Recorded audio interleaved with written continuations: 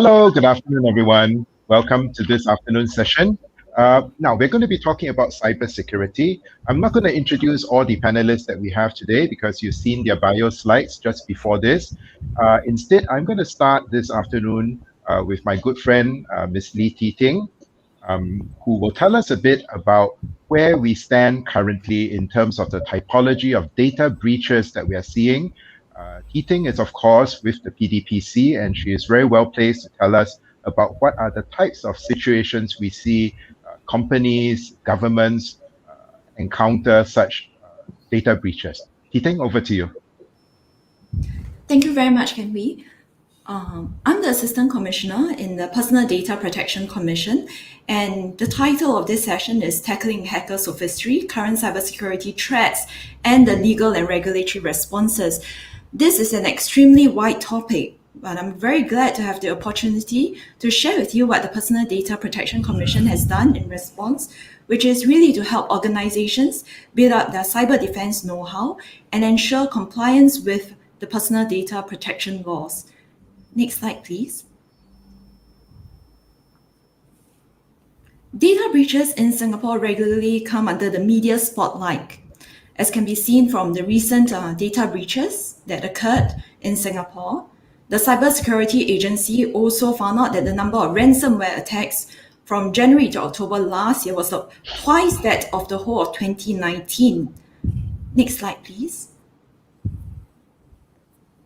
And when we look specifically at personal data breach notifications that the PDPC receives that relates to ransomware attacks, you can see that just for this year, from January to August, we have received 48 data breach notifications for ransomware attacks, and this is 6 times that of the whole of 2019.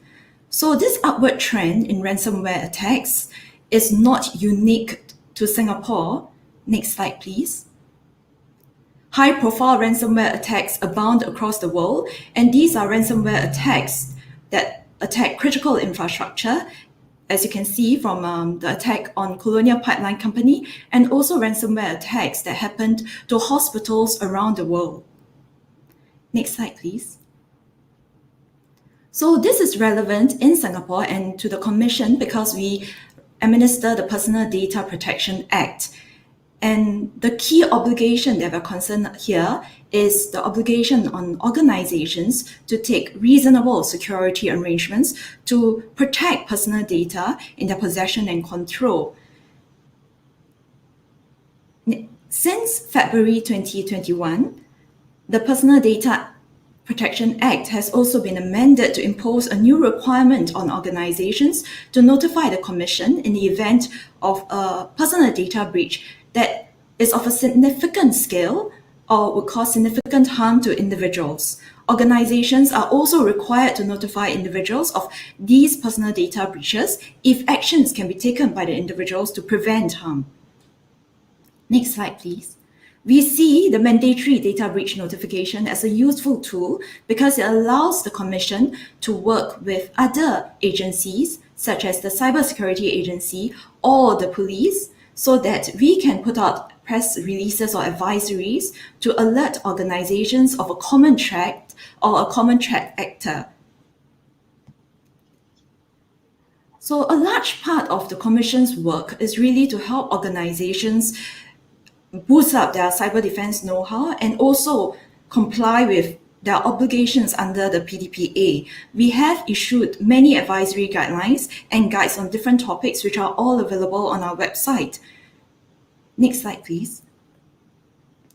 And one of the latest publications that the Commission have released in May this year is a handbook on how to guard against common types of data breaches. It highlights the 5 most common types of data breaches that we have seen based on our previous personal data breach cases and provides the recommendations on how to prevent them. Next slide, please.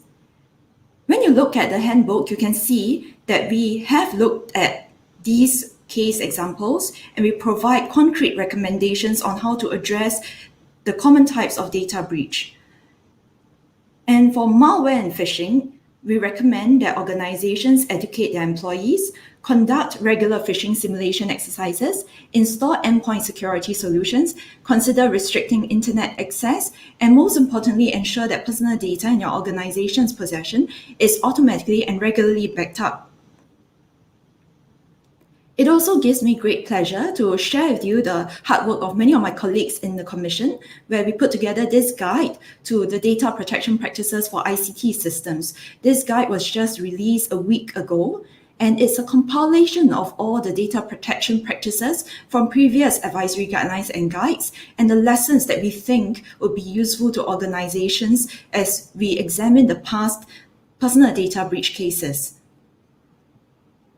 What is useful about this guide and what is different is that it has been reorganized in such a way so that it will hopefully be helpful to any IT personnel to make reference to the policy risk management, SOP, IT operations, and ICT controls for each stage of the data life cycle. Each section also recommends the basic and enhanced ICT practices that organizations can put in place. The basic practices would be appropriate for organizations that handle personal data, such as names and email addresses, for generic communication purposes, such as direct marketing or customer support. However, organizations that deal with large quantities of personal data and data that might be more sensitive should implement the enhanced practices suggested. Next slide, please.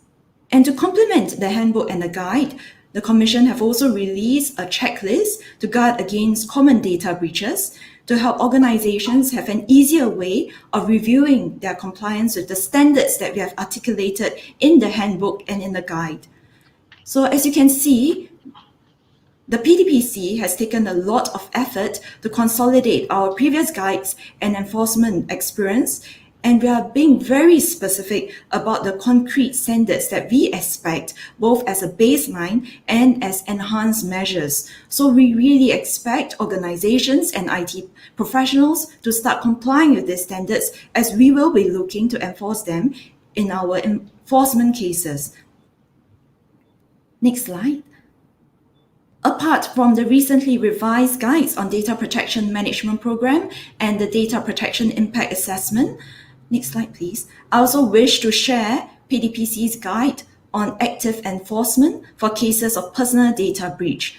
Under the active enforcement framework, the PDPC may accept a voluntary undertaking from organizations affected by a personal data breach or proceed on an expedited breach decision, and these will be in lieu of a full investigation process. Next slide, please.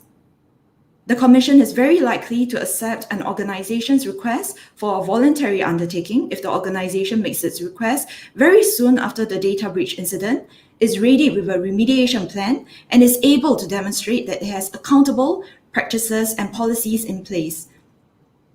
Next slide, please.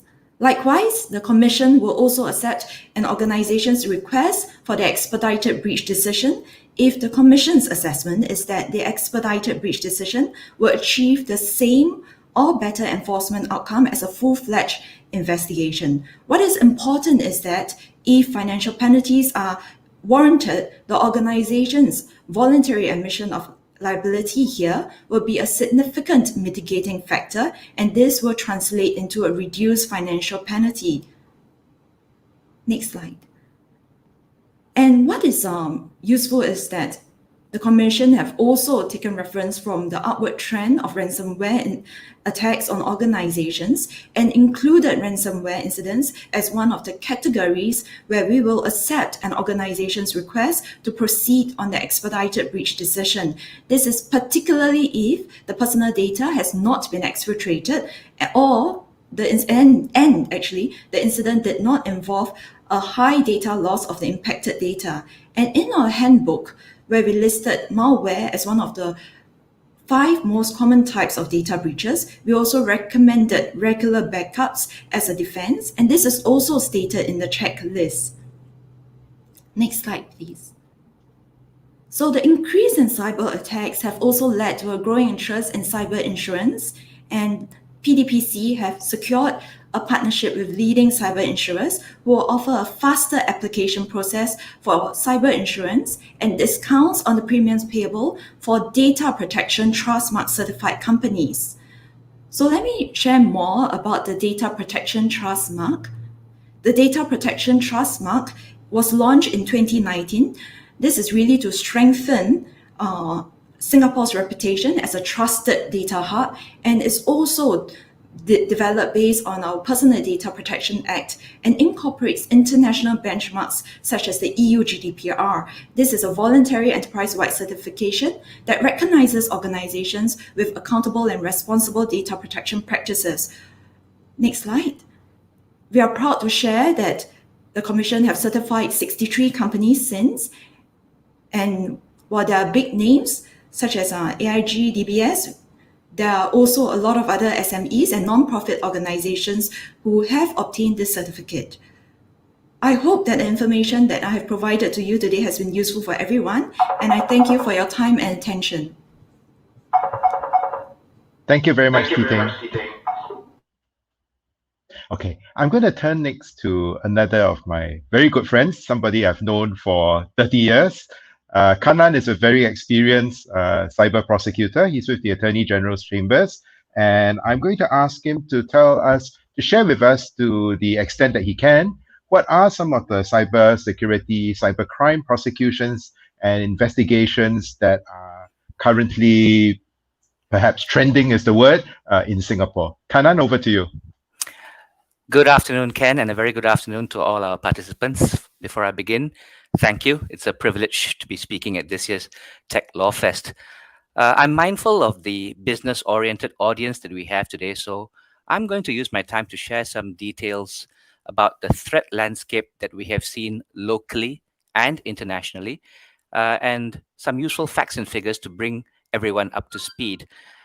Then I'll quickly share some harsh realities about what a victim company ought to do if they are hit by a ransomware attack. I will, of course, be speaking from my perspective as a prosecutor dealing in cybercrimes, having a close working relationship with the Singapore Police Force in handling such cases.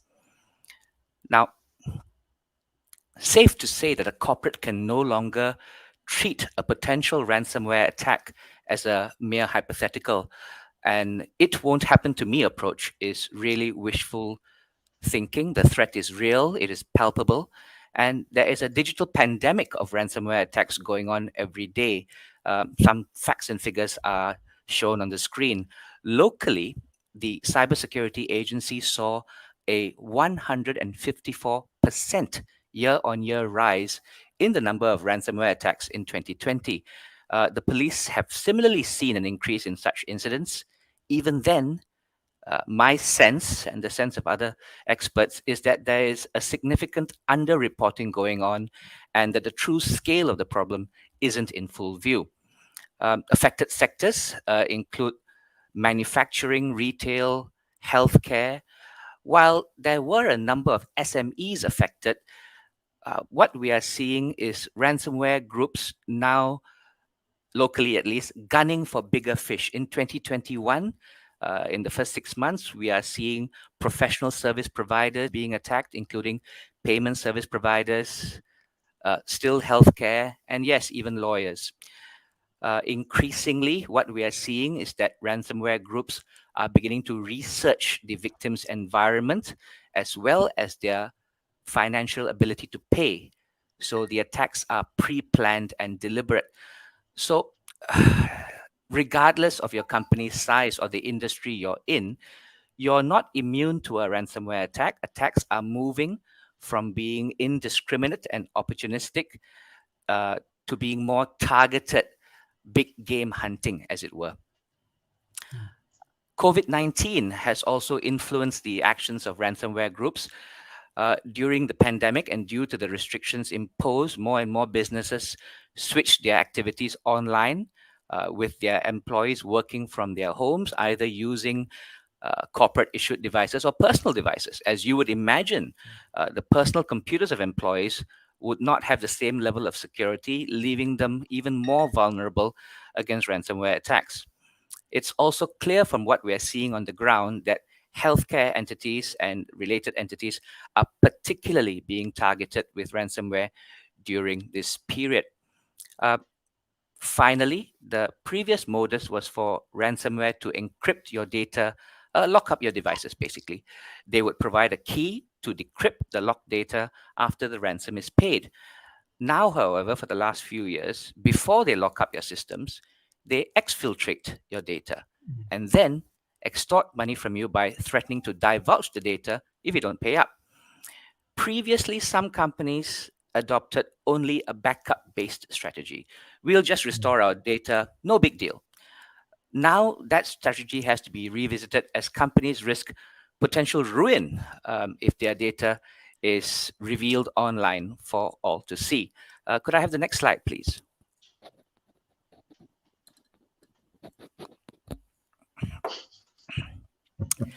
Um, Pardon that.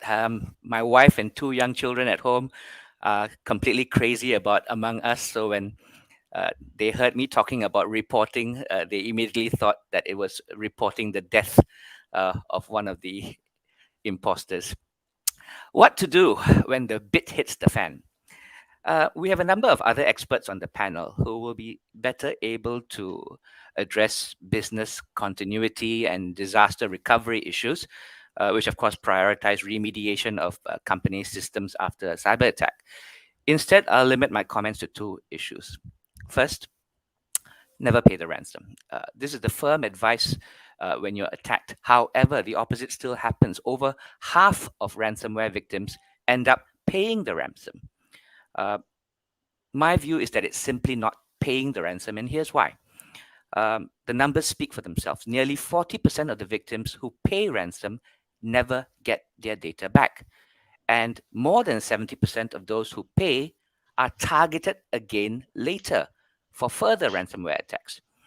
Even if you pay, and even if you're given access to a decryptor to retrieve your data, often the tool doesn't work well and you end up with corrupted data. Or you could end up on the end of what we call a double extortion scam. You pay up in the hope that your data can be decrypted, and only then are you told your data was exfiltrated beforehand, and that another ransom is now payable, failing which your data will be released publicly.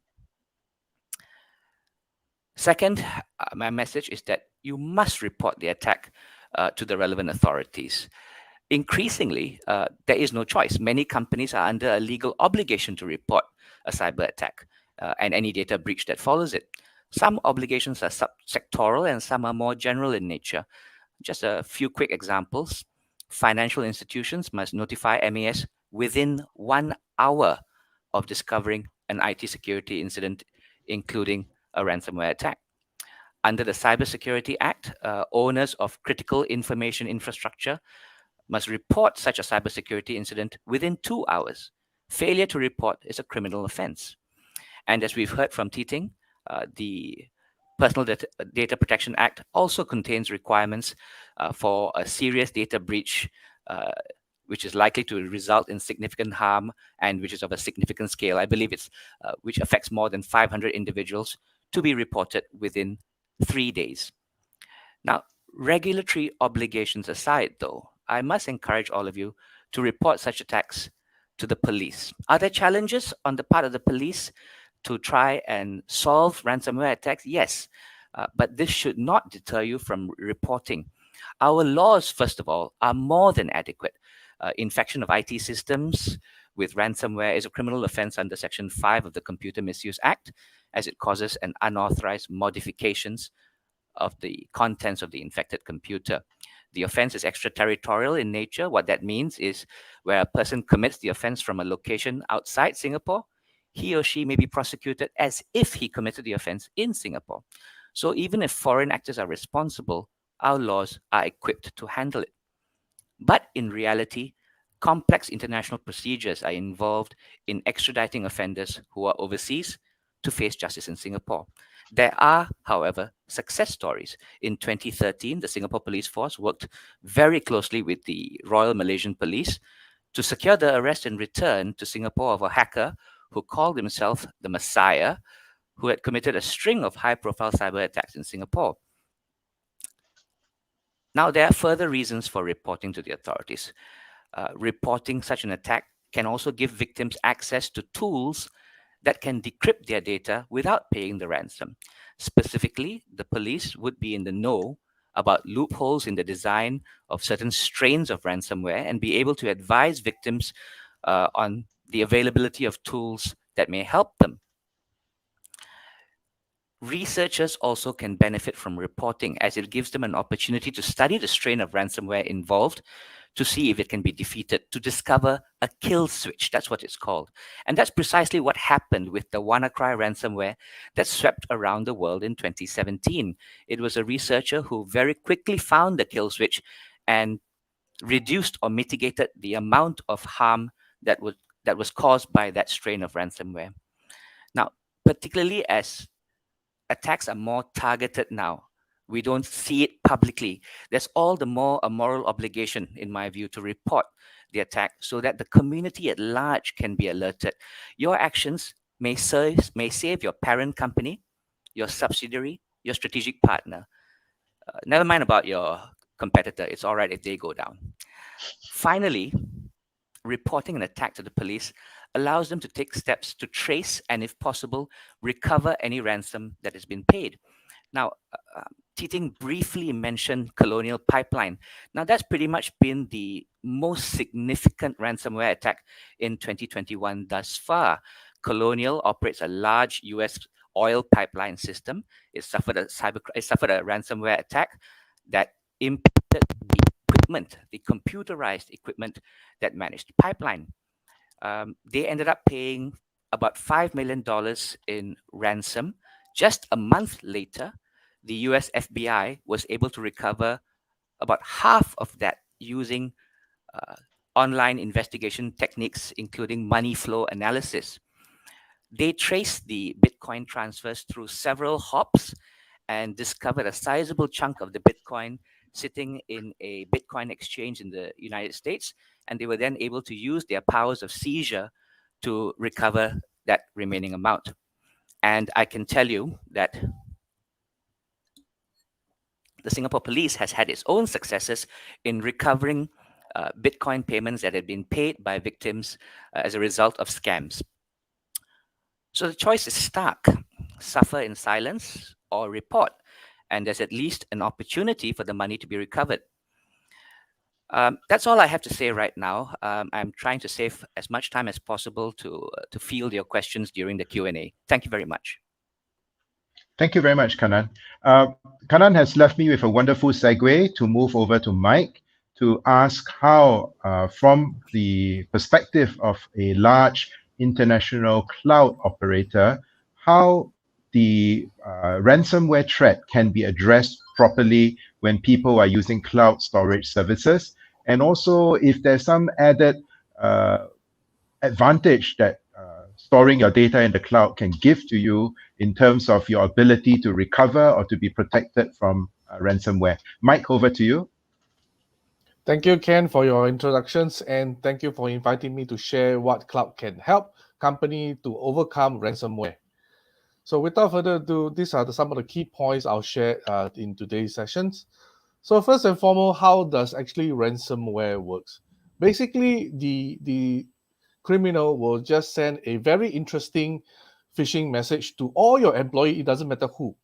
As long as anybody is just excited about that particular email, especially the attachment, the employee once clicked it, it will unleash the monster. So basically, the malware will then embed into your system.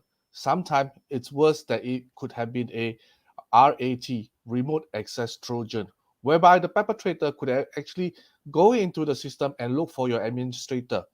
And then thereafter, they will search for your crown jewels. And once they found it, they will then start to encrypt or embed themselves there. And then only when they have managed to exfiltrate the data that they want, they will lock your system or your database down and then start to send you a lovely message to say that they demand whatever they need. And that is how it kicked off the ransomware. And then how a cloud environment can actually help or to prevent such incident. It doesn't mean that in a cloud environment would 100% solve ransomware, but it actually provide an alternative solution to help you. So based on our footprint, you can see that this map, that this is where we are are operating. And if you are a MNC, this could be one of the place or nodes that you can store your database or your business application. And today, Alibaba Cloud, we are actually one of the few company that is certified APAC CBPR as well as APAC PRP. Now, one of the positive point or the plus and the negative point of on-premise and cloud. So on-premise means that the company actually hosts their server in their environment, though the positive point is that they are able to look and feel their server at home or not at home, at their offices. They have certain disadvantages that it has a proximity risk and high risk in terms of the security, because you need to protect the environment, and then also you need to spend a lot of money on all different kinds of security, from the physical all the way down to the internal core. So there are actually multiple layers of protection. Now, in a cloud environment, you actually rely on third party, and you may be able to defray or lower some of these costs to implement the security. And then in a cloud environment, it actually distribute your risk. You are able to put your crown jewels in various part of the nodes or the server that you can actually plan beforehand. And when really things happen, you are able to turn on your backup, or you have a duplicate uh, the database that you are able to turn on almost immediately and isolate the nodes or the database that has been suffered attack or has been encrypted, and it does not disturb your online businesses. So that is the a quick pro and cons on a cloud-based environment versus the on-premise. And of course, when we talk about business, they will always look at cost. Now, comparing the on-premise, you actually face a lot of hidden costs. For example, the customization of your software. You may need to think of and plan what you need to. And then also hardware. The most common hardware is your hard disk. Today, you may need 1 terabyte. Tomorrow, you may need 2. And what if there is a hardware failure? Then you may have your RAD system. That means how fast it replaces your hard disk. And then, of course, your backup strategy. What is your disaster recovery and your BCP? And then not forgetting training. You need to train your staff to make sure that the patch are always done on time, and how you maintain it. And then if there is any new operating system that you need to change, you need to maintain them. So it amounts to a lot of hidden costs. And that will only experienced by the data center. If not, the whole IT department would then always ask for money from the organization. Now, whereas in a cloud environment, a lot of the costs are very open, because you subscribe what you need, and you can design such a way that when you have a search, especially when you are having a e-commerce shopping season, you can design such a way that when you reach a certain threshold, you can turn on additional bandwidth, additional storage, and you can also design such a way that all the data that comes into you will be then streamed into multiple locations for your disaster recovery, for your backup, and for your safekeeping. And a little bit as compared to on-premise, the cost of customization and training is actually much lower as compared to on-premise.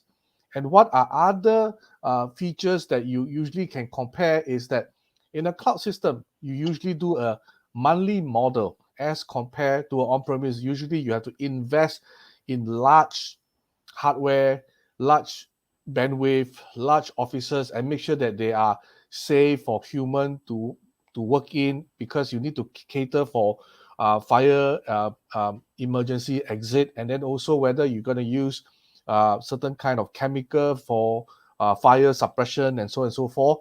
And then also in a cloud, you are able to scale up in terms of the bandwidth, in terms of the storage, whereby in the on-premise, it's kind of you're stuck in a situation that you have to buy, or you need to tell your telco to say that I need to turn on.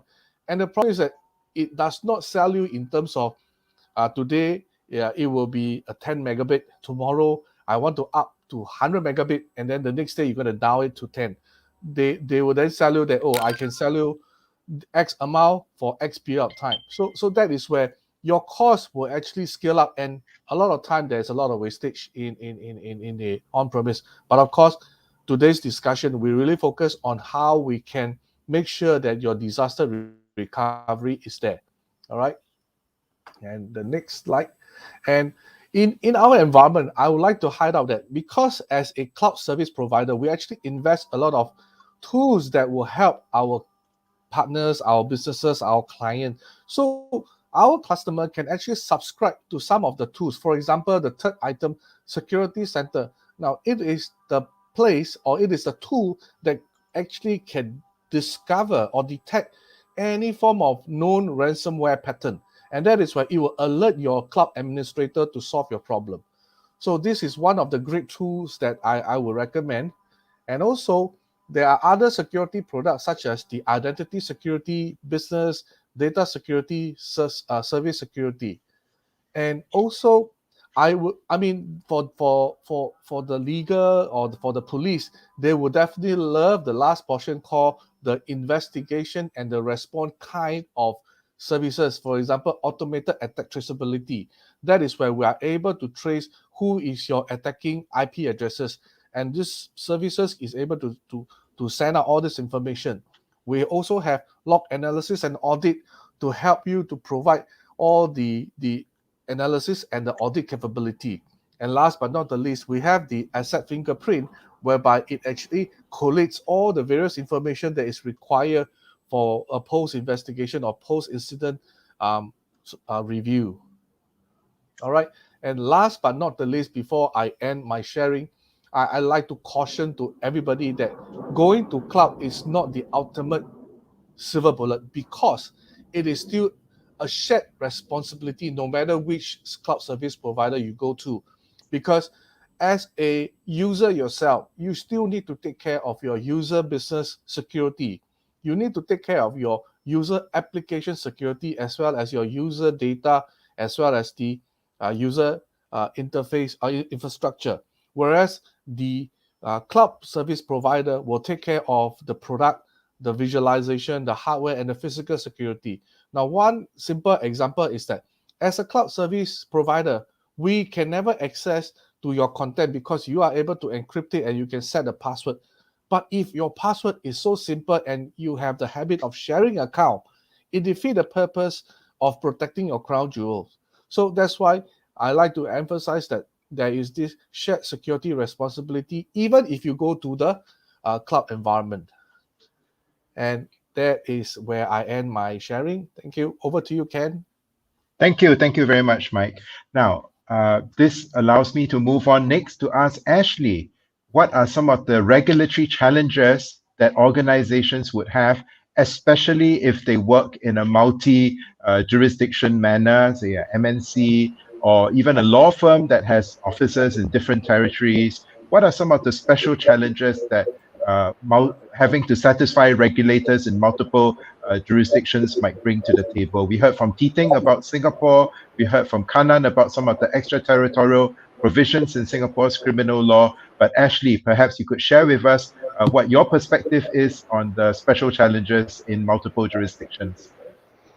Ashley? Thank you. Thank you so much. And thanks to everyone for the opportunity to present. Very, very pleased to be here. So I have had the opportunity to navigate incident response and regulatory obligations for cross-border and global companies, both as Deputy General Counsel at a global consumer-facing technology company, but also at Gibson have helped a number of global companies navigate these problems. And I think it's important. We've heard a lot from the regulator and judicial and prosecutorial perspective, and I know from my experience that everyone working on these issues wants to do the right thing. But I think it's important to build some empathy for the companies that are navigating this, and some of the challenges that come up are, one, there are real challenges with the timelines, particularly in some jurisdictions, to notify regulators of an incident.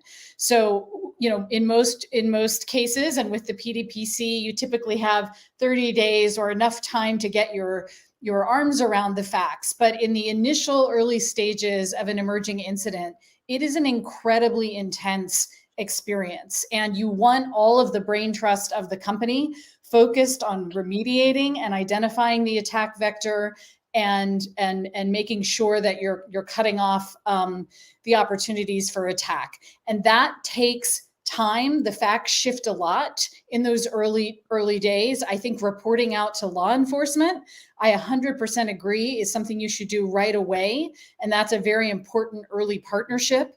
But until there is an understanding of the facts and the situation, it is not often top of mind for companies to rush in and report to a regulator until they have an understanding of the facts. So in jurisdictions like Europe and the UK, where you have a 72-hour reporting window and where we're seeing companies get fined for missing that by a couple of days, that is a very tight and I would say even unrealistic reporting timeline for companies who are dealing with these kinds of complex situations.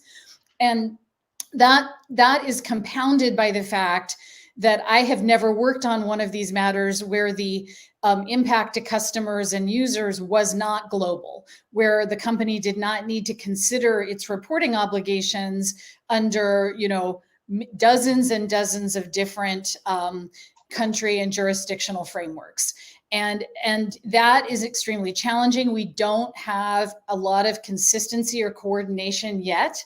Regionally in the United States, for example, we don't have a federal United States breach notification framework. We have 50 different states, and that's just the United States.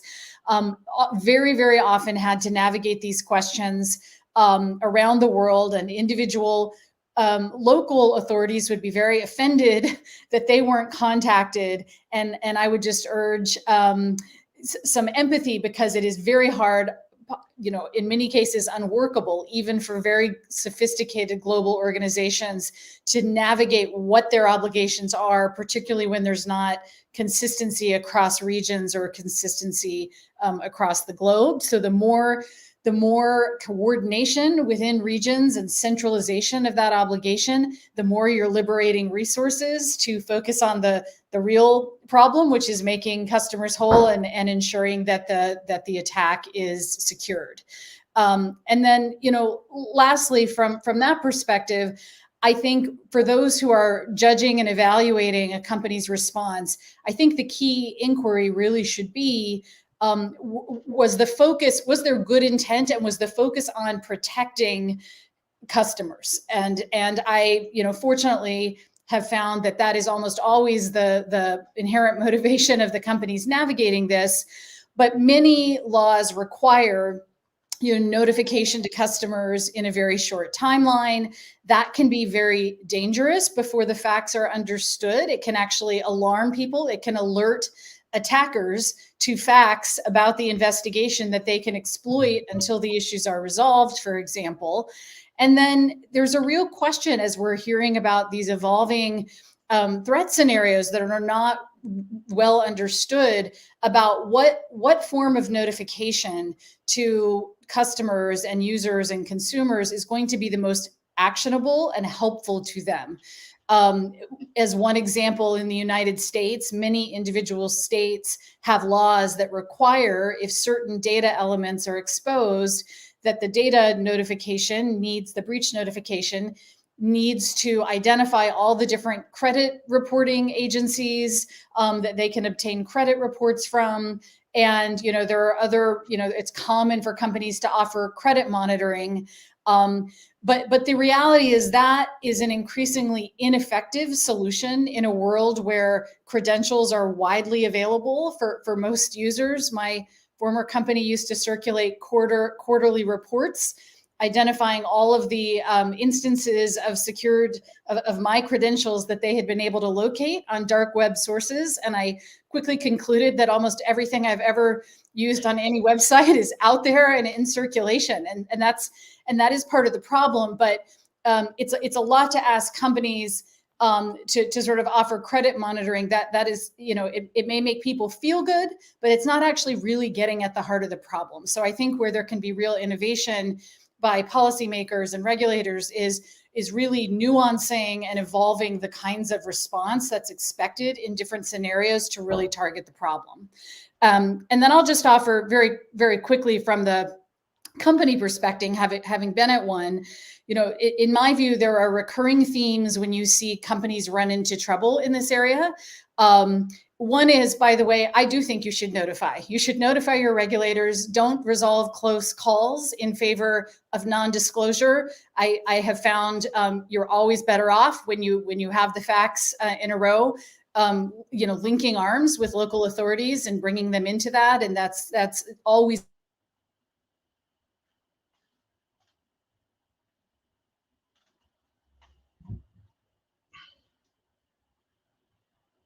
themes that keep coming up at companies. And as one of my co-panelists said, this is not a hypothetical for companies. If you handle data, you are experiencing probably on a weekly basis incidents that someone should be evaluating against your obligations. And those are great opportunities to learn and to develop a playbook that allows you to understand what types of data and scenarios are going to be most likely to trigger the need to report out, and then to whom, like to customers, to stakeholders. Who are the main parties that you need to know, you need to have a playbook for, and you need to work those solutions before a crisis hits, because nobody thinks clearly in a crisis.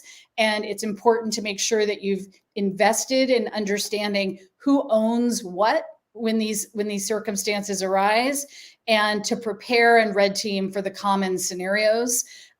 In any Sev 1, Sev 2, severity rating 1 or 2, that needs to be escalated high enough up the chain that good decisions get made around notification to customers and authorities.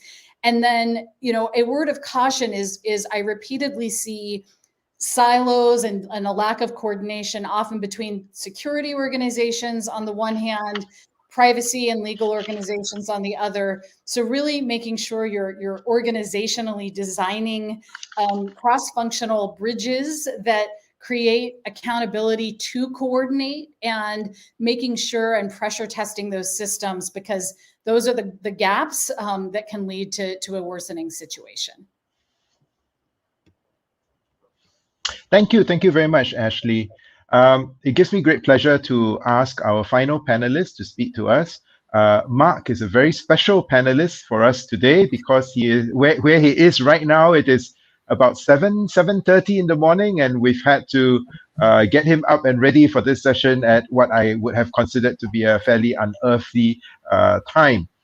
Anyway, Mark is well versed in what it takes to deal with cybersecurity threats, working with a company that deals with security for various clients, corporate clients. So Mark, please tell us, what is your perspective as to what are some of the challenges that we're seeing, especially where ransomware is concerned? Mark? Well, Ken, thank you very much indeed. And it's not too bad to be up early. It's certainly better than having to sit on a plane for many hours to do these things. So there's always a dividend to some of the things that we do nowadays. But let me start by talking a little bit differently from what everyone else has said about what's actually going on. Now, I work for DXC Technology, and we run most of all, a large chunk of the world's infrastructure for many corporations, for the sort of Fortune 100. We're the largest independent IT services provider in the world. And with that, a lot of the infrastructure that companies use to manage their IT, to store their data, to process their data, we provide that infrastructure. But we're not the only one. And I'll come back to that theme because that's really important. So what I thought I'd do is, in the next few minutes, is perhaps give you a bit of a view of what I actually see going on. Now, I deal with tens of these types of ransomware incidents, because ransomware is the thing we're talking about today. And I deal with many of these incidents every day where perhaps our customers get impacted. And then obviously we see the impact of that, and we're involved in those incidents. So, I suppose from a bird's eye view of just thinking today about the sorts of things that I'm seeing, I thought it would be useful to share some of those, because there is something quite strange going on. every speaker has said to us over the last few minutes about the fact that there are now well-established attack methodologies that people understand. And any of you can go to the MITRE attack database, for example, and find out the vulnerabilities and look for the common ways in which we do things and how things actually work. So why is it, when we know all of that, that these things still continue? I'm curious about that. And I see this almost every day. And I have to say, I wanted to answer that question, because if there's something that you can all take away from today, it's about how do you get better at making sure that the organization that you're associated with, or that you're assisting or whatever, is not the next victim. So looking at the broad anatomy, how do these things actually play out? And, it's pretty consistent in terms of what is happening. Mike talked a bit about it when he was talking about the way in which these attackers actually do it. The first thing to note is the attackers have the tools that we have to defend. So they have tools that are good at discovery, good at understanding how IT estates work. And my first point is, most organizations who are running a business obviously are heavily reliant on IT in all shapes and forms.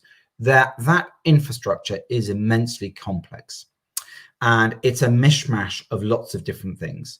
Often, many of the resources that organizations are using are many years, if not decades, old. Now, that's not to say that that's bad from a security point of view. It's just that things have moved on in the last few decades. And so the ability for organizations to understand that complexity, when often a lot of that infrastructure that underpins their ability to deliver their services is outsourced, not to one provider, perhaps like us, but to many providers. And that interplay between those outsourced providers is often poorly understood, where things and decisions have been made some years prior to the existing regime in a business. So just the sheer complexity of what is going on is my first point about why we see these attacks continuing to happen. The threat actors are able to exploit that complexity. And with it, then they can do relatively simple things to then make money, which is essentially what most of them are trying to do. So that's what's really going on. What's really going on when we look underneath the cover of what's going on in these attacks day in, day out, is threat actors using tools against large corporations to find gaps and to exploit that complexity in their IT estate, to then to actually execute fairly simple things, which then give them the ability to launch these attacks. So before I go into a little bit more detail on that, I actually don't want to talk about security at all. I actually want to talk about, and Ashley talked about it, in fact, about how organizations, large corporations, are actually governed and how they work. And what actually happens in most organizations is the risk of where the critical IT is and where those pieces of the IT are that hold that critical data is very poorly understood. And it's not easy to do. It's hard to do, but it doesn't mean it's impossible. So for most organizations, getting to a point of understanding where those assets are, how you risk assess and prioritize those assets in terms of the level of protection that's required around them to protect against these types of attacks is very hard and often pretty rudimentary. Now that offers an opportunity to the attacker. So first things first, nothing to do with security. What's important? How does it all hang together? How do all those different departments, often risk, legal, regulatory, obviously IT, and within IT itself, you have the applications teams, the infrastructure teams. Often there's business-driven IT, which is not part of the actual main IT part of the organization. All of those interplays need to be extremely well understood and mapped so that you can put an effective defense strategy together. Obviously, the threat actors don't have any of that. They're just looking to exploit the gaps. So where are those most important assets? And then how do you take a layered approach to ensure that there is the right security in place to be able to do it? Nothing really to do with security. In fact, leaving that question to be answered by security teams is quite unfair on the security teams, because they don't run the organization, they don't run the business. It needs to be a comprehensive effort across organizations to be able to do that and do that well. And it's hard to do well. And with that also, then, when understanding that against a constantly changing threat landscape, then how do you prepare? Many speakers have talked about how to be prepared and have playbooks in place to actually understand those interplays. Now, let me just give you an example. I was dealing with one recent attack just the other day, where the organization provide in a specific sector where they have specific reporting requirements, didn't know who to report to, and that's not uncommon. I think Ashley said that there are often tens of regulators that need to be reported to, because by definition, any large corporate global corporation is going to have reporting requirements globally, and so just understanding who is actually needs to be informed, even if you want to report, who are you actually reporting to, and having that the relevant contact is literally the phone number or the email address. Those types of what sound like quite trivial things in the event of an incident are not trivial, and are desperately people are desperately trying to work out how to do those things. Thinking about those simple things beforehand is really important, having that playbook. So if I now go into the sort of thing that I'm really involved in, is more the technical side of this, and I have some really good news, but I also have some fairly bad news as well. The good news is that when you look at the standard methodology of the attacks, as I've already said, the way in which you can actually defend against this is relatively straightforward.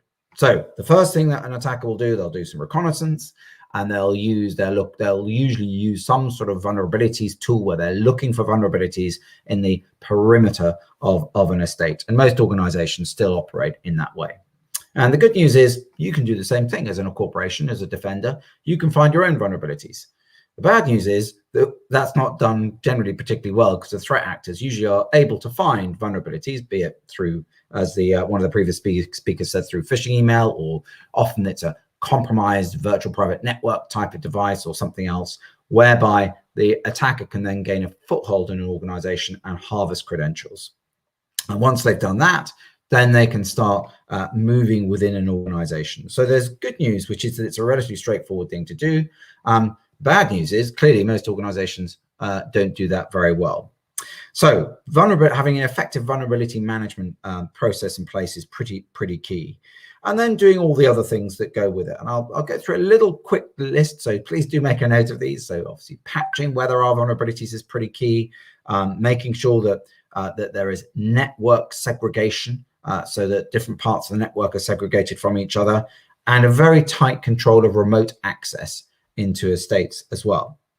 Now, identity sits really at the heart of this. Pretty well every attack that I see comes from where threat actors are able to exploit the fact that most organizations have privileged account users, those users that need to be able to do big things in terms of the infrastructure that necessitates that they have privileged accounts. Sort of thing that none of us, I'm sure, on this call will have. It's in the core IT teams where these privileged users exist.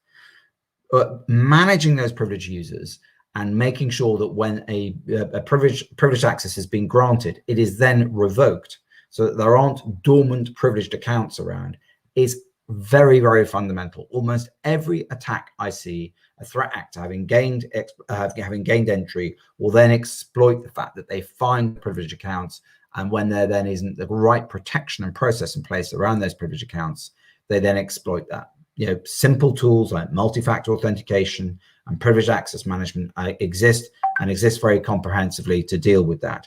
Often, sadly, not used, or if they are used, not used comprehensively across that entire complexity landscape, including the supply chain that underpins an organization's IT. Very, very important. So simple things like multi-factor authentication can go a long way to deal with that. So a few little pointers there around identity, around network patching, vulnerability management. And I will just quickly also talk about backup. In ransomware specifically, obviously the threat actors are looking to exploit the fact that you can't recover as an organization that has been hit, and therefore the ransom becomes payable. And we've heard that the other icing on the cake type approach of taking and stealing data and then threatening to exploit data as well is part of the playbook nowadays that we're seeing. So dealing with that is often can be mitigated in part by the fact that if you have an effective backup, but it's not about backup in the way in which we traditionally have known it. Most organizations run backup routines on the basis that service has been interrupted, there's an electricity outage, for example, or a big weather incident, and maybe one data center has been lost or something. That's not the playbook that happens when these ransomware incidents happen.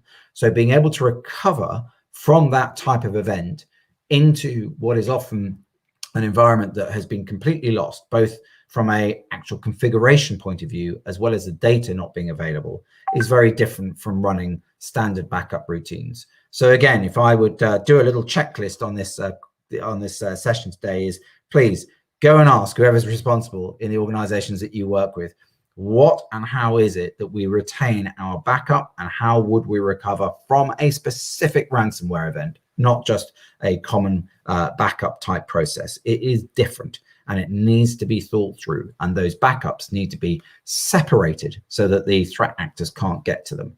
Once you have that backup and you have the ability to recover, the whole response, if you're working with an organization that has been impacted, changes dramatically in terms of the dynamics of where the ability to recover comes from. So lots of monitoring required. A lot of this isn't about security. It's about getting different parts of the organization to work well. But when you get down to that and you've done that assessment, there are a few things that need to be done, and they need to be done well and comprehensively. With that, whoever you work with, or whoever you're representing today, won't be the next victim. It will be someone else. That's all I've got, Ken. Well, thank you very much, Mark. I think we've heard some very thought-provoking presentations, and we've had a slew of questions come in through the question feature in the platform. And I would start off first by asking Kanan, if there is indeed a possibility of the police recovering ransom that is paid typically by Bitcoin or whatever other cyber currency is used, will the victim, whether an individual or company, eventually see the return of such money? The simple answer is most certainly yes. But if I could take a minute, the very fact that we are even in a position where the virtual currency has been recovered and we have to ask ourselves what we do with it involves a morass of legal issues, which Singapore has been very, very quick in tackling. Let's go beyond the scenario of a ransom paid for a ransomware attack and talk more broadly about Bitcoin found somewhere in another jurisdiction, which is the fruits of crime. It could be the fruits of a fraudulent scheme, so on and so forth. Now, we may have the accused in Singapore, we may have his device from which he accesses his wallet, but we know that the exchange at which the money is stored is located outside Singapore. And in another jurisdiction, the immediate hindrance that faces law enforcement is that your powers are usually limited to being exercised within your jurisdiction. You can go to someone's house in Singapore, you can exercise your powers of search and seizure and seize money you find in a safe. But what about a Bitcoin wallet where the servers involved, where the exchange involved is located in the US? And about 2 or 3 years ago, Singapore took the very brave approach of actually explicitly legislating that the Singapore police have powers to conduct extraterritorial electronic searches and seizure. And we're probably one of 2 or 3 countries in the world that have enacted such legislation. So straight away, that puts us ahead in the arms race in terms of being able to at least get our hands on such property. But hang on, I said property. Is it property in the first place? Many countries still define property in very physical, bricks and mortar, corporeal terms.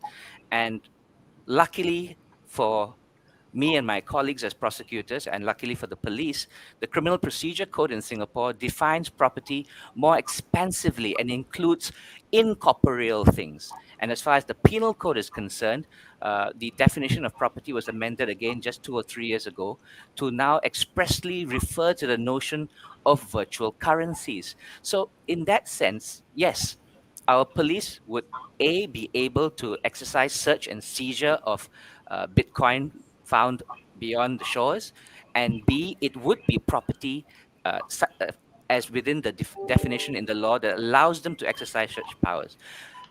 I would say that probably the simplest thing to answer your question would be, how do we distribute it? And then it depends on the facts.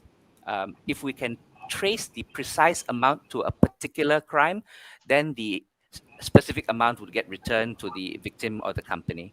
If it's co-mingled and there's a pool of funds that represents the proceeds of multiple crimes, we have in the past used pari passu, or basically dividing the sum amongst the various victims. Yeah, sometimes we'll be able to use first in, first out as well.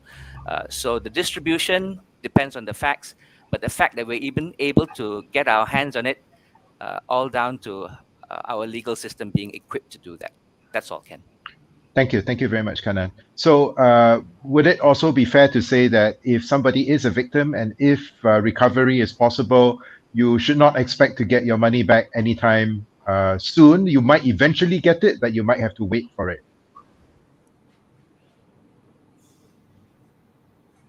Sorry, Kanan, I'm going to need you to repeat because you were somehow muted. Yeah. I beg your pardon. I think it all depends, as Ashley has alluded to, how quickly the report has been made. I'm personally aware of the Singapore Police Force recovering Bitcoin from a local exchange before it was funneled overseas in a matter of days. And then the money was returned at the conclusion of the criminal case, which was fairly Thank you quick. very much, Kanan. Thank you, Kanan. Titing, I'm going to turn to you next to ask you a question that came in through the chat as well. And what is the liability of directors if a company is the victim of a cybersecurity hack? Well, that's a really interesting question, and the short and simple answer would be no, but then I would like to add a caveat that it also really depends on the facts of the case. Because, we know that the senior management is often responsible for ensuring that there's a culture of data protection throughout the organization, and they are instrumental in empowering other individuals who handle personal data to adopt the necessary security arrangements. But so long as this is a cyber attack, in the ransomware situation that we are familiar with, it is really unlikely for the directors to be personally liable. There's also Section 53 of our Personal Data Protection Act, which provides that any act or conduct which is done by a person in the course of their employment will be treated as if it was done or engaged by the employer himself. And of course, it would there's also a defense which provides that for the organization or the employer to say that actually he took steps to prevent the employee from doing that particular offending conduct or acts in question. Yeah. There's also there was also a previous case in 2017 where the question of a director's liability for breaching personal data of an employee arose, and the organization claimed that it was the director who was personally liable for the breach of the personal data, but the commission found on the facts of that case that the breach had arose in the course of a dispute over the termination of the employment, so the acts of the director in question were attributable to the employer, meaning the organization. So I hope that explains. Thanks, Titing. So as what I'm hearing from you is that there might not be explicit mention, or there might not be explicit stipulation of the director's responsibilities. Perhaps I would ask Kanan, as a prosecutor who works on white-collar matters, if there might be anything in general law regarding directors' liabilities that might apply. Kanan? I think it was clear from Titing's response that the context of her answer was in relation to the Personal Data Protection Act. I think if we look at the wider laws of the land, And again, depending on the facts, of course, if the director concerned can be shown to have been negligent or even rash in his management of IT security issues, where he perhaps was willfully blind to the risk of data breaches and didn't take action to report the breach, so on and so forth. I think quite a strong case can be made that he would be in breach of his duties as a director under the Companies Act, and that's an offence which is criminal in nature and attracts a fine or even imprisonment. There are also a whole host of other laws. Um, don't put me on the spot in naming them, but those laws also carry individual liability by corporate officers as secondary liability to that of the company. And usually the individual liability of corporate officers hinges on consent, connivance, or negligence on their part. So if we can find an offense that's been committed where that sort of a provision exists, then based on the facts again, there may be liability on the part of directors. Okay, thanks a lot, Kanan. I suppose, as with many things, the devil is in the details. Mike, I now turn to you to pose another question that came in, and basically, I think the attendee wants to know how would a customer of a cloud services or cloud storage provider be able to ensure that there is proper destruction of data that was entrusted to that cloud storage provider, when there's a change in a storage provider that's used by a customer, for example. Mike? Yeah, thanks for the question. So as a customer itself, when they first embark in a cloud implementation, they have the overall control to whether to use infrastructure as a service or platform as a service. Thereafter, they can plant their system and plant the database into the environment. And the customer actually has the full control over such database. In fact, they can also encrypt it.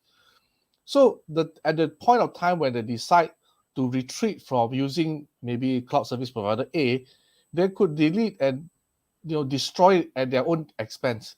So it does not actually come even to us, because as a service provider, we just provide the hardware and maybe some tools for that matter. And in a SaaS environment, they also have as a customer, they also have the power to delete themselves. Now, so that is the first layer kind of question. But often than not, also people may ask, what about those that, the data stored in your hard disk, how do you purge them?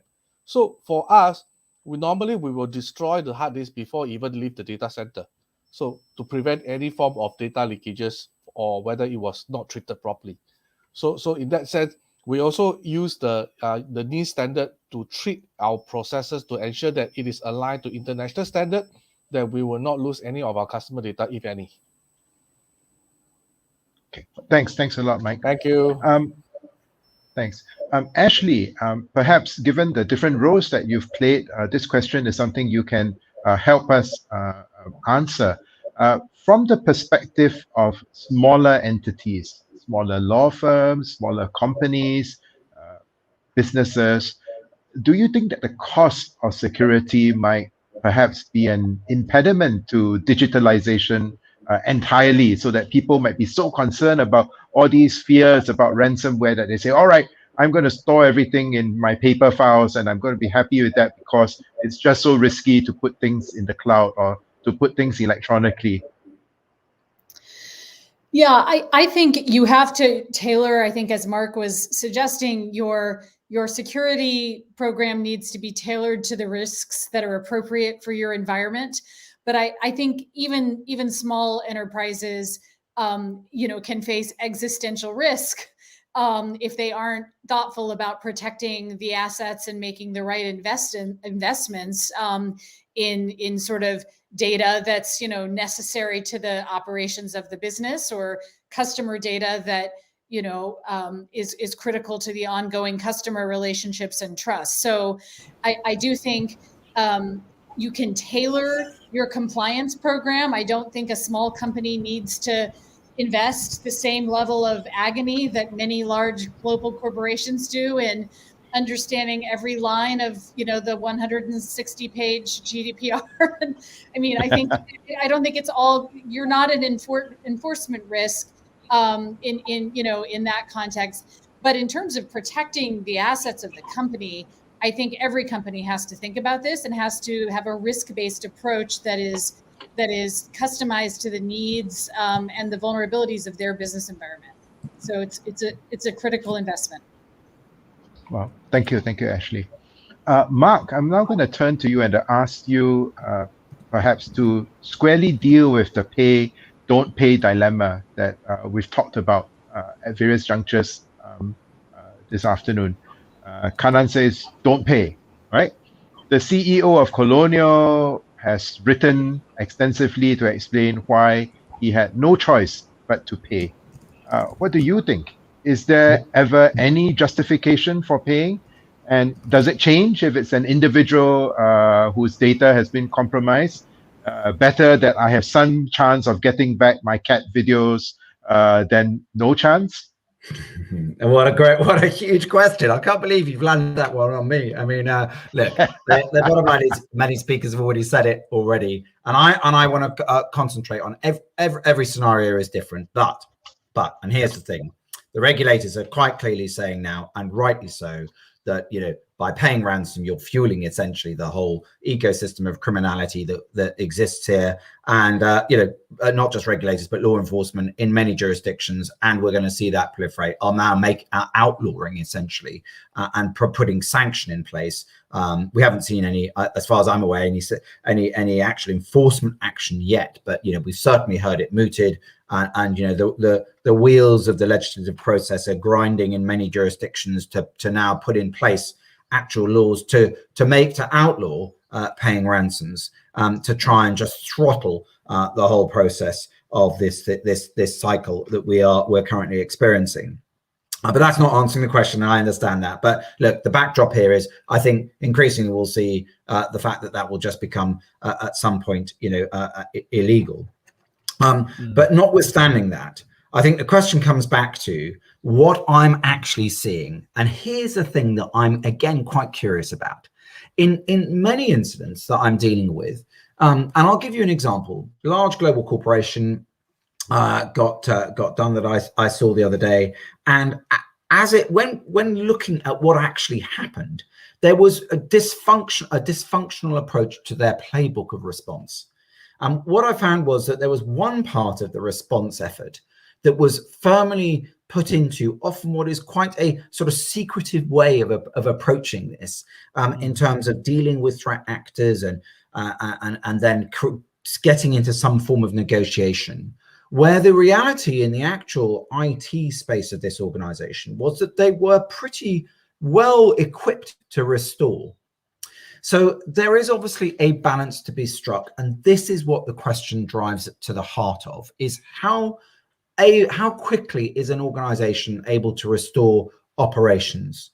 And that needs to be well understood, because if that equation isn't well understood and the impact isn't well understood, then of course the consideration where people talk about paying ransoms comes into play. So I think that's not really the key question. The key question is, as I have said already today, and I'll say it again, is that understanding how well prepared you are basically answers that question. And that's really the key thing. And I'll just come back to it. 4 or 5 key things that any organization, anyone on this call can go and ask these questions to do will make all the difference, that completely changes that equation of who is in the driving seat when things happen. And things happen all the time. So this is not one-off events. These are things that are happening all the time. There's stuff happening, and it's just a question of whether that then turns into something major. So few things. What are the vulnerabilities that you're facing? Look for those vulnerabilities and patch them. Secondly, those privileged users. Who are those super users? Any threat actor wants to get hold of those credentials. Stop their ability to be able to get that by implementing also multi-factor authentication. Having a comprehensive recovery process in place, and then test that, and test it not just through technical testing, but also playbook testing and working through that ecosystem of different IT providers to ensure that you have that response mapped out. Those things, those few things, in my experience, will completely change the equation. And then this whole question of what to do in terms of ransom and stuff goes away completely, because then at least you know what you are dealing with in terms of your ability to be able to recover and restore. And that then really drives a very different outcome from the sort of outcomes that we've often seen. And so I would absolutely implore everyone on here to work with your service providers, organizations like mine and others represented here on the panel, to ensure that you have those things covered off. You can't do it as a large organization with IT on your own. You need to look through that ecosystem. And there are tools and capabilities that are out there that can deal with those very few things and make sure that they're in place. That completely changes the equation and makes this whole notion of ransom and what you do with it a moot point, really. Well, thank you very much, Mark. I shall ignore the fact that you didn't deal with my cat videos. But now, I'm going to throw some questions gleaned and curated from some of the comments and the questions that I've seen in the chat. And I'm going to invite any of you that may want to jump in and offer some perspective on each of the next few questions, an opportunity to jump in if you wish to do so. And the first one of these is, what if the threat actor is not merely a criminal that just wants to earn money from a ransomware attack, right? What if we are dealing with a state actor or a business rival that is out to steal secrets? Would there be special considerations or special ways of reacting to that sort of attack, or should we simply just assume that the NSA knows everything? Well, Ashley, I'll jump in on that. And I'll just say the first thing I'll say on that is, number one, it doesn't, again, often in these situations, you hear that, an organization has been targeted by a very sophisticated actor. What I have found in my experience from dealing with all of this is that when you actually look at the techniques that actually are used, regardless of who the threat actor is, they're still exploiting the same thing. So I keep on coming back to get the basics right, make sure those are in place. That goes a long way, regardless of who the threat actor is, which will give you a big head start on being able to do it. A number of other speakers today have spoken about the need to engage and be consistent and know who to speak to in law enforcement, wherever the most prominent jurisdiction is, where you're headquartered or where the attack might happen. And so being able to work with those types of authorities through that reporting mechanism is pretty key, because then there may be some nuanced response there. But my view is, let's not get too hung up on the type of threat actor and the motivation of the threat actor. Let's deal with being able to better defend ourselves from what, even when there are quite sophisticated attacks, those threat actors are still using relatively rudimentary techniques to get in and exploit. Because why wouldn't they? Why do something that's terribly sophisticated when you don't actually have to, when you can still exploit basic things that can be dealt with? Okay. Mike, Ashley, if you like taking this up. Well, I think I am aligned with what Mark have said, that no matter what happened, it is still a unwanted incident, and we should just follow what protocol or playbook that have been set up, and then subsequently just report to the authority, let the authority do their due care. Right. Yeah, I'll add that we're seeing, and I think all the panelists have said this, that many of the coordinated malicious actors that are not politically motivated or state actors are displaying the same kind of coordination and sophistication that you might expect to see with a state actor. So in many ways, it's hard to distinguish, but there are scenarios where and I think they're on the rise, where the motivations can be different, where it's not about extracting money, it's about creating chaos or different motivations. And I think particularly in those scenarios, having strong partnerships before the event with law enforcement, not just in your home turf. This tends to be a coordinated global effort, is really important, because the methods are evolving and they're somewhat distinct in some cases from the situations we've been talking about. Okay, thanks. Anyone else want to chime in, or should I throw a version of this out? And that is, We all know about storage as a service. We know about backup as a service. And now we're reading about ransomware as a service. Perhaps for the benefit of some of our attendees who might not have heard about ransomware as a service, would anyone wish to just give us a quick 2-minute introduction into what ransomware as a service might mean? Yeah. Okay. Let's say it's very straightforward. There are many different tools out there which tools to actually do the encrypting, which is where where organizations are held to ransom. So those tools are available. And there are a certain set of strains of tools. A couple of speakers have spoken about the different strains, and those tools are available in the dark web. And there are those organizations in the dark web that offer those as a service. So they will essentially offer a service to another criminal group who want to target a particular organization. And so take this scenario, for example. A criminal organization is targeting a particular business or large enterprise. They do a lot of research. They work out how they're going to attack it. And then they need a toolkit to be able to actually then execute against that attack. They'll then find another criminal organization in those dark web environments that offer ransomware as a service. They'll buy that, and then they'll use that to then actually launch the attack against this particular enterprise and then extort the money. And that's what ransomware as a service means. Ken, if I could chip in. Yes, please, Kanan. Yeah, it's basically the commoditization of tools used to carry out cybercrime attacks. And we've seen it in Singapore already in other forms of cybercrimes. We've had accused persons who went onto the dark web and managed to procure phishing as a service, and the amount paid wasn't significant at all. So this move to the provision of cybercrime tools as a service unfortunately makes these sophisticated techniques available to even the most rank amateurs. You don't have to be an IT genius to write all these tools from scratch anymore. All it takes is for you to know where to find it, have the amount of money that's necessary to engage their services, and off you go. We've had local hackers who have gone on to social media trying to sell their hacking services, of all things, on freelance websites like Fiverr. If you're familiar with that, it's absurd. Yeah. Yes.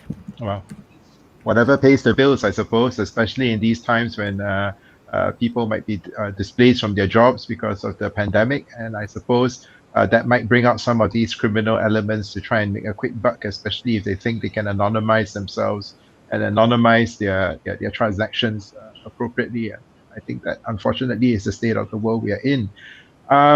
So I'd like to turn to another practical consideration, and that also touches on something that we discussed a little bit just now.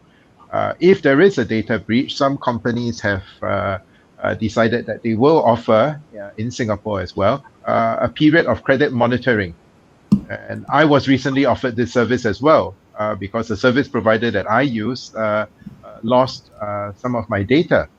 Now, it seems silly, I suppose, but it would at least tell me if my data is used to obtain a loan or a credit card, and I'll be alerted that my credit check was made against my identity credentials. But what other solutions should companies offer if data is lost and is actually in the wild, or is it just gone and there's no hope of ever fixing things? If you've lost your data, that's it, I think one that comes immediately to mind would be what some companies like Apple are already beginning to offer to some extent at the OS level, and that's informing you when you're keying in your credentials into a website that your password has been discovered on a data dump somewhere online. Now, right now, it's unclear as to how current that information is, but given that many data breaches fundamentally would involve the compromise of the credentials that you used to access that particular service. If there's someone out there who's able to offer a service of monitoring your credentials on the usual dumping grounds, be it Pastebin or on certain dark websites, and letting you know when your credentials are out there, that would be something that would be useful to consumers, I believe. Yeah, I think also offering tools that are moving faster than the actors to protect accounts in innovative ways is important. Even multi-factor authentication is not foolproof at this point. So moving to, private keys, TOTP, just constantly innovating in tools that are easy for the average person to use, but that provide better protection is, it's not going to solve the immediate incident, but it's the right long-term solution to protect people. And, likewise, good, strong password portability solutions like, Apple and Google and some of the major platforms offer are really valuable, because I can't remember my password and I'm the first one to default to, hopefully there's no malicious actors in the audience, because my credentials are on the web and I use the same password a lot of the time. But we all do. We're human. So really innovating in the ways that people can embed security in a seamless way into their life is the long-term solution that is worth investing in. Well, Ting, you're squarely in the regulatory and the enforcement side of these things, where the rubber hits the road, I suppose. Any perspective on what are some of the things that can be done after the horse has bolted from the stable? Well, I think on this, it's really important that individuals are notified in the first place of a personal data breach incident.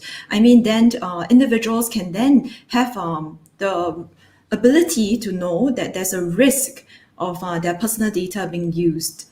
And I think that the tools that you mentioned are useful, and definitely, innovative technology will certainly help everyone and individuals. But we really shouldn't forget the basics, like Mark was saying earlier, because the tools that these cyber organizations and attackers use are really often quite basic, and simple things like using a more complex password will really protect an individual's personal data much better. The unfortunate thing is, even from what we see in the cases, oftentimes the password used is really weak. Okay. Well, that deals with passwords, but I did wonder about loss of actual identity documents, images of passports, images of identity cards, which may not be something that a person can easily change. But Mike, you were about to add something to the discussion? Oh, yeah. I was talking about, if it's related to password, one of the best solution, or it could have been used multi-factor authentications. So that will actually, take off the point whereby you have to remember your password. But of course, biometrics, like what that detects you, that you can't change your face overnight. You can't change your fingerprint. So that is something that have to take into consideration whether we want to collect it in the first place. Yeah. Okay. Mark, any perspective on this as well? So password, look, password usage just more broadly, I think is all the speakers have said it already, but let's just, in the corporate environment, corporate IT, this is something that we often find, we talk about password usage, we focus on consumers, how we use our passwords. I mean, look, the one big tip that I would say for the audience is, whatever you do, your mail password. So if you're using a hosted mail service, which, many of us do, one of the well-known mail services out there, make sure you have that password is different from any other passwords that you use, because one of the ways in which threat actors will exploit is to essentially, if they can take over your mail account, then that opens up possibilities in terms of being able to authenticate, with those links that get sent for password verification. So make sure that my one tip would be is, if you get into that, then don't have the same password set for your mail service. Make sure it's different. But all the other things, if you use the keychain services that are available in the popular sites, they are very good, and they're always going to be better than us dreaming up and having to remember lots of passwords. But my more broader point on this is, it's not just about us as consumers. I come back to what I was saying about the ransomware situation that we're facing. password usage and management within large enterprises is something that needs to be and must improve. And not only that, and different techniques are arriving as well about passwordless type solutions are coming to the fore now. But multi-factor authentication, I say it again, is so important to have comprehensively deployed, because that will go a long way to help with the issue of shared and easy to guess and crack passwords. So that's what I'd say on that. Well, thank you very much. Now, on that note, I think it's sorry, Titing, you have something you want to add? Yeah. Yes. I wanted to add that, the focus really should be on organizations to critically assess, whether there's a need to collect all this data in the first place. Because, the more data that you collect, the higher your responsibility and your risk will be. Right. Well, thank you. On that note, I think we should all go and make sure that all our passwords are as complex as possible or as passwordless as possible, using all the various multi-factor authentication capabilities that are now available. And I would like to thank each and every one of you for a very engaging and a very fruitful discussion. And I would like also to invite you and everybody else that's watching this session to join in on the other Tech Law Fest activities. Thank you very much and have a great day ahead. Thank you. Thank you. Thank you. Thank you.